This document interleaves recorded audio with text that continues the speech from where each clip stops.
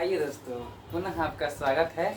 चलिए आते हैं एक नए एपिसोड में और एक नए टॉपिक के साथ। ठीक है, चलिए तो देखते हैं।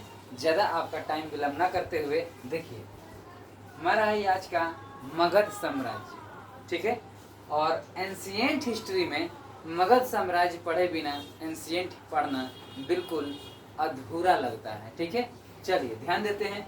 मगध साम्राज्य के बारे में हम लोग देखेंगे। आज हम सिर्फ और सिर्फ मगध साम्राज्य में कितने वंश हुए यही देखेंगे, क्योंकि कभी कभी एग्जाम में इसका क्रम सजाने के लिए आ जाता है। ठीक है, तो चलिए देखते हैं हम लोग। मगध साम्राज्य जो है आप लोग जान ही रहे हैं, यह बिहार का चीज है।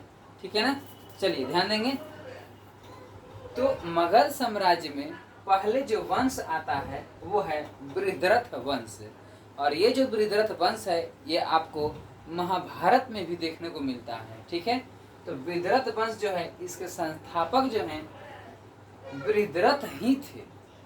इस वंश के संस्थापक का नाम बृहद्रथ ही था। ठीक है ना, तो ध्यान दीजिएगा। आप बृहद्रथ को भले ही ना जानते हो, लेकिन बृहद्रथ के बेटा जरासंध को आप जरूर जानते होंगे। जरासंध, हाँ वही वाले जरासंध जिसको भीम ने मल्ल युद्ध में वो पूरा चीड़ करके फेंक दिया था, और जब सीधा फेंकते थे तो वो जुड़ जाता था, और जब कृष्ण जी बताएं कि एक इधर फेंके और एक इधर फेंके तब वो नहीं जुटा। ये वही कहानी है। ठीक है, ध्यान दीजिएगा। तो बृहद्रथ वंश के संस्थापक थे बृहद्रथ थे, जो कि बृहद्रथ जो थे वो जरासंध के पिताजी थे। ठीक है ना, तो ध्यान दीजिएगा। ये जरासंध जो था ये 100 राजाओं की बलि देने वाला था, है ना। तो इसीलिए कृष्ण भगवान जाकर के उसको 100वां राजा को जीते उससे पहले उसका वध करवाते हैं। ठीक है ना, आगे देखिए।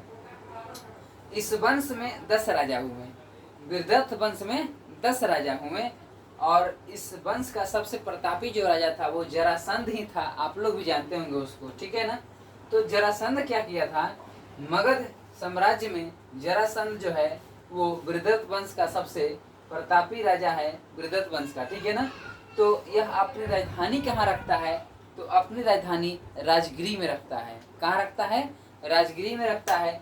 और राजगिरी को देखिए इन 5 नामों से जाना जाता है, याद रखिएगा। ठीक है ना, इन 5 नामों से जाना जाता है, जैसे राजगिरी हो गया।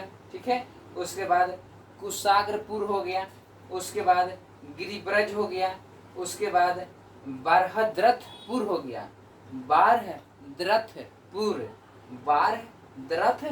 हो गया, उसके बाद वसुमतीपुर हो गया। ठीक है ना, राजगिरी, कुशाग्रपुर, गिरिब्रज, बारहद्रथपुर, वसुमतीपुर। ठीक है, ध्यान दीजिएगा। आप देखते हैं आगे, यहाँ पर एक बहुत ही अच्छा पॉइंट है। राजगीर जो है वो पता होगा आपको, यह 5 पहाड़ियों से दिख रहा है ना आप लोगों को, घिरा हुआ है। और इन 5 पहाड़ियों का नाम हमेशा एग्जाम में पूछे जाते हैं, और ये आने वाले एग्जाम में पूछे जाने की प्रबल संभावना बनती है। ठीक है, तो देखिए क में है, यानी कि 5 नाम यहाँ पर है। देखिए क ख ग पढ़ लीजिए। ठीक है ना, क ख ग घ अंग तक।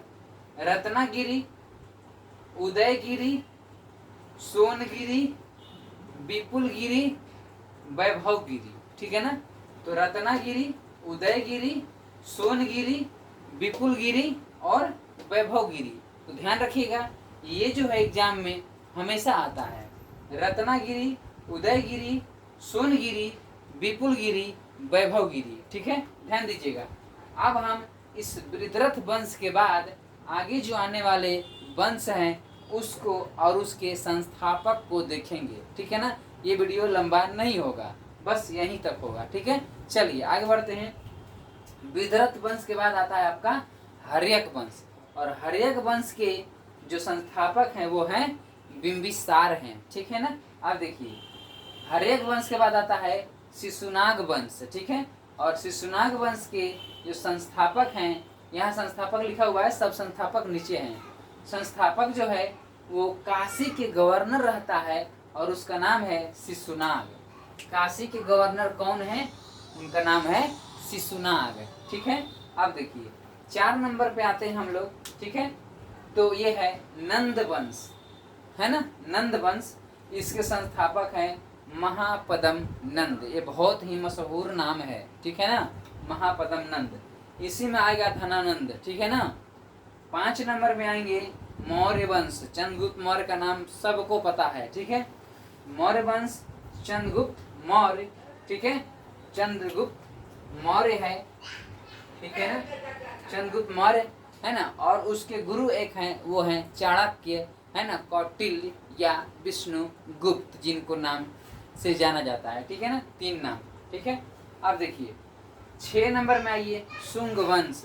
शुंग वंश के संस्थापक हो जाते हैं पुष्यमित्र शुंग हो जाते हैं, ठीक है। अब देखिए कण्व वंश। कण्व वंश के जो संस्थापक हैं वो वासुदेव हैं, ठीक है ना, वासुदेव। ये कृष्ण वाले वासुदेव नहीं है, ठीक है ना। चलिए ध्यान देंगे, कण्व वंश के संस्थापक हैं वासुदेव। अब देखिए कुषाण वंश। कुषाण वंश के शासक हो जाते हैं कुजुल कडफिसस। कुजुल कडफिसस, ध्यान दीजिए एक बार फिर से। बृहद्रथ वंश के संस्थापक बृहद्रथ ही हैं, और इसमें एक प्रतापी राजा जरासंध है, ठीक है।